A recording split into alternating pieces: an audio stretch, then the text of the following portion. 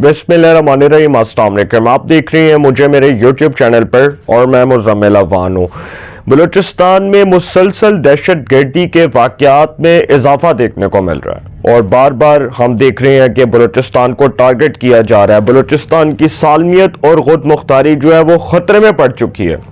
पाकिस्तान की रियासत जो पाकिस्तान की रियासत है उसको भी चैलेंज किया जा रहा है और जिस तरह से ये सारा खेल रचाया जा रहा है इसके पीछे वही खुफिया ताकतें जो पाकिस्तान के अमन को ख़राब करना चाहती हैं, पाकिस्तान में जो खुशहाली है, पाकिस्तान में जो सलामती है उसको टारगेट करना चाहती हैं। तो जो बलूचिस्तान में नाखुशगवार वाक़यात हैं उसमें इजाफा हो रहा है। पहले आपने देखा कि बलूचिस्तान में जिस तरह जाफर एक्सप्रेस ट्रेन वाला जो हमला था, जो इंसिडेंट था, जिस तरह जाफर एक्सप्रेस ट्रेन के मुसाफिरों को यरगमाल बनाया गया, उनको डराया धमकाया गया, उनमें से कई जो लोग हैं उनको टारगेट किया गया और फिर पाकिस्तान की जो स्टेट है, पाकिस्तान की रियासत, उसने ये फैसला किया कि दहशत गर्दों से आनी हाथों से निपटा जाएगा, उनको इबरत का निशान बना दिया जाएगा, उनको कुचल दिया जाएगा। अब जब पाकिस्तान की स्टेट ने यह फैसला किया जो दहशतगर्द जिन्होंने बलूचिस्तान जाफर एक्सप्रेस ट्रेन के ऊपर हमला किया, कोयटा से पेशावर जाने वाली जो जाफर एक्सप्रेस ट्रेन है उसके मुसाफिरों को यरगमाल बनाया, उन दहशतगर्दों को वासिल जहन्नुम कर दिया गया, उनको कुचल दिया गया और उनको इबरत का निशान बना दिया गया और वो ऐसी मौत मरे कि सारी जिंदगी जो है उनके सहूलतकार भी याद रखेंगे। लेकिन उसके बाद दोबारा ये वाकया पेश आ गया, एक बड़ा नाखुशगवार वाकया पेश आया कि गवादर के अंदर 6 लोगों को, 6 मासूम शहरियों को जो है वो शहीद कर दिया गया और ये गवादर के इलाके कुलमत में ये वाकया पेश आया और 6 अफराद जो है उनको जाम बहक कर दिया गया, मतलब उनको जो है वो टारगेट किया गया। ये टारगेट किलिंग ही है एक लिहाज से और ये फायरिंग का जो वाकया ये गवादर के इलाके कुलमत में पेश आया। आपको याद होगा कि कुछ दिन पहले जो नौशकी है बलूचिस्तान का इलाका, वहां पर पुलिस जो मोबाइल है उसके ऊपर हमला किया गया और पुलिस मोबाइल पर जो हमला हुआ उसके बाद जो 4 अहलकार थे पुलिस के उनको शहीद कर दिया गया, उनको टारगेट किया गया।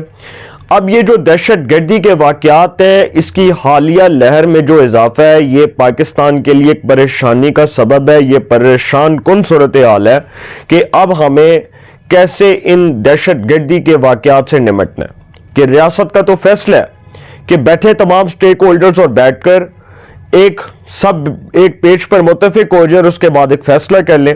अब इस हवाले से पाकिस्तान मुस्लिम लीग नून के कायद मियां नवाज शरीफ साहब जो है उनको मुतहरिक करने का फैसला किया गया और वो खुद भी इस हवाले से मुतहरिक होने जा रहे हैं। मेरी मुस्लिम लीग नून के कुछ सीनियर रहनुमाओं से बात हुई तो मैंने उनसे पूछा कि मुस्लिम लीग नून के सरबराह, मुस्लिम लीग नून के सदर मियां नवाज शरीफ साहब कौमी सलामती कमेटी के इजलास में शरीक नहीं हुए।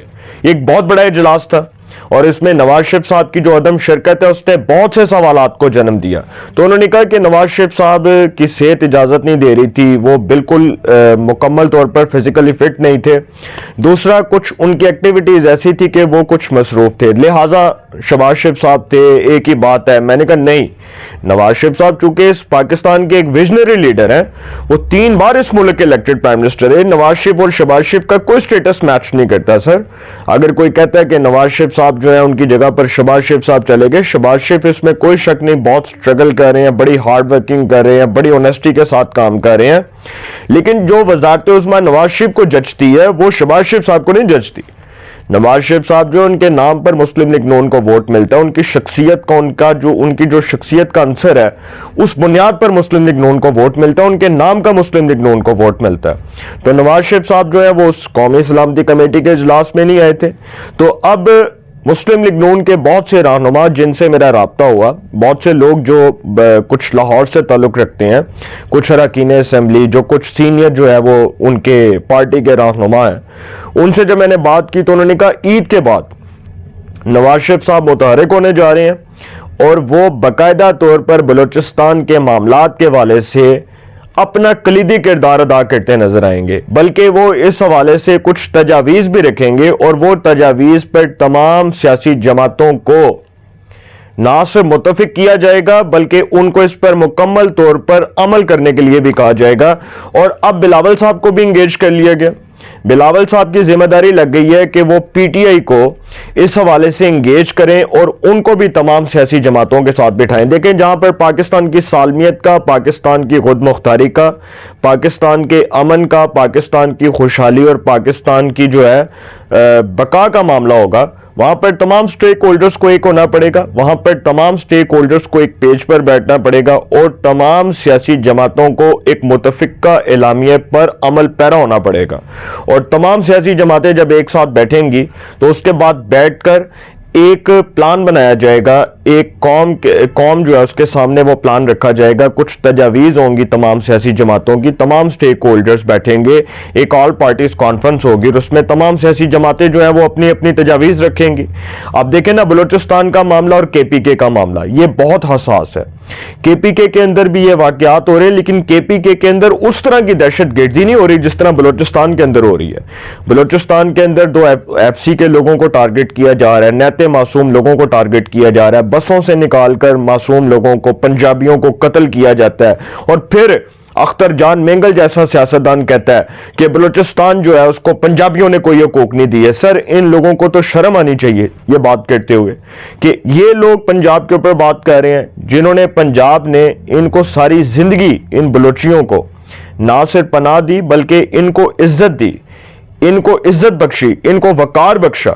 اور آج اختر جان مینگل جیسے سیاستدان کہ جی بلوچستان کو اس کے حقوق نہیں ملے، بلوچستان جو ہے وہ محرومیت کا شکار ہے. تو اختر جان مینگل وزیر اعلیٰ تھے نا، جواب دیتے کہ انہوں نے بلوچستان کے لیے کیا کیا، بلوچستان کی ترقی کے لیے کیا کیا، بلوچستان کی خوشحالی کے لیے کیا کیا. سر باتیں کرنا تو بہت آسان ہے.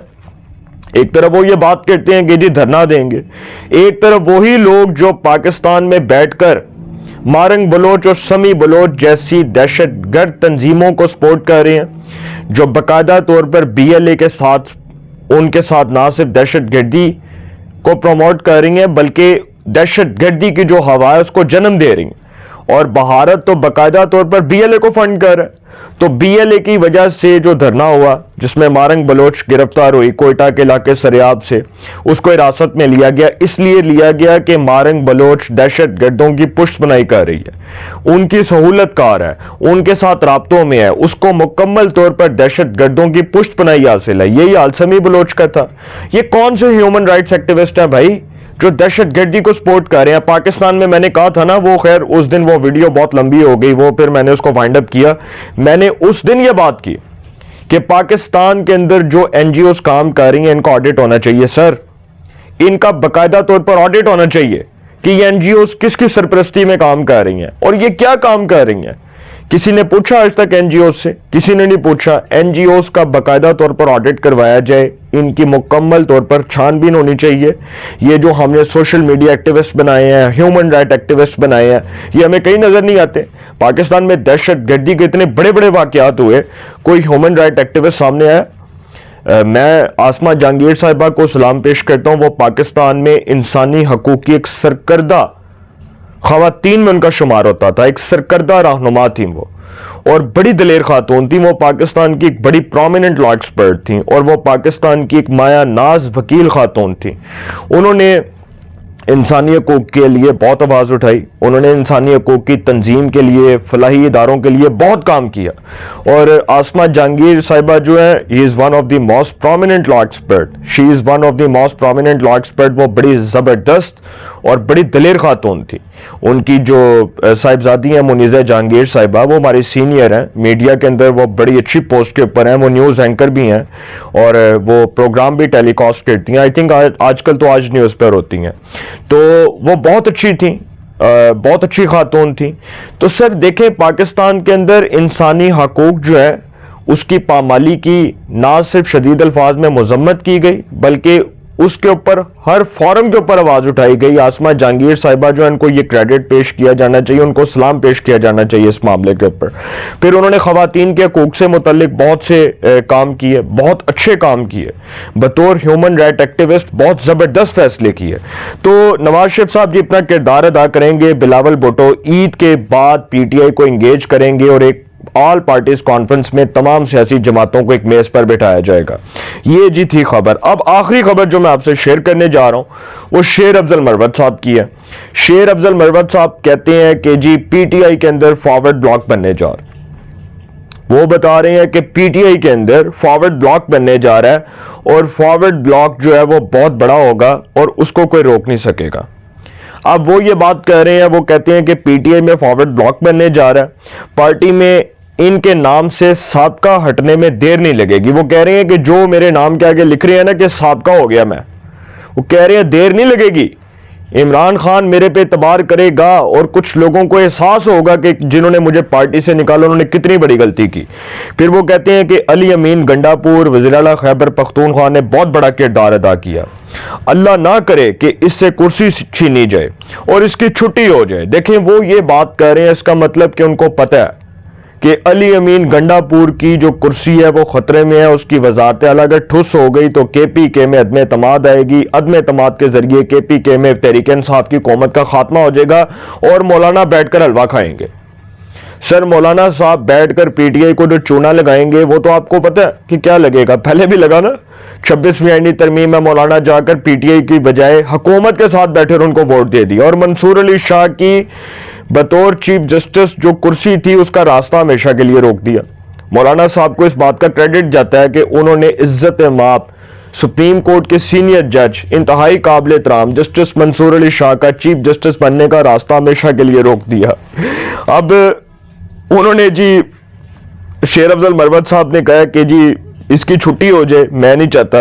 انہوں نے کہا کہ علی امین خوش آمدی نہیں ہے اور ان کا ہمیشہ یہی قصور رہے گا کہ پارٹی کے لیے وہ جو بھی کرتے ہیں وہ نہ بھی کہا ہوگا تو وہ نہ بھی کہا گیا ہو نا پارٹی کی طرف سے تو وہ کر لیتے ہیں۔ وہ کہہ رہے ہیں کہ علی امین گنڈا پور جو ہے وہ کسی کی نہیں سنتا، اس کو جو کہو گے وہ اسے برعکس کام کرے گا، وہ پارٹی کی نہیں سنتا، وہ کئی دفعہ پارٹی کے ساتھ جو اختلاف کر دیتا ہے اور ان کی بات مان لیتا ہے کہ جن کے اوپر پارٹی کے بڑے تحفظات ہوتے ہیں۔ تو سمجھ تو آپ گئے ہوں گے۔ تو سر اگر علی امین گنڈا پور کی چھٹی ہو گئی نا تو کے پی کے میں پی ٹی آئی کی حکومت کا خاتمہ ہو جائے گا، اور اگر پی ٹی آئی کی کے پی کے میں حکومت کا خاتمہ ہو گیا تو سر تحریک انصاف کی حکومت کبھی زندگی میں نہیں بنے گی۔ یہ بات اس غریب کی، فقیر کی، درویش کی لکھ لیں۔ اپنی رائے کا کومنٹس میں ضرور اظہار کیجئے گا۔ انشاءاللہ ایک نئے سیگمنٹ کے ساتھ پھر ملاقات ہوگی۔ اپنا بہت خیال رکھیے گا۔ اللہ نے کے بعد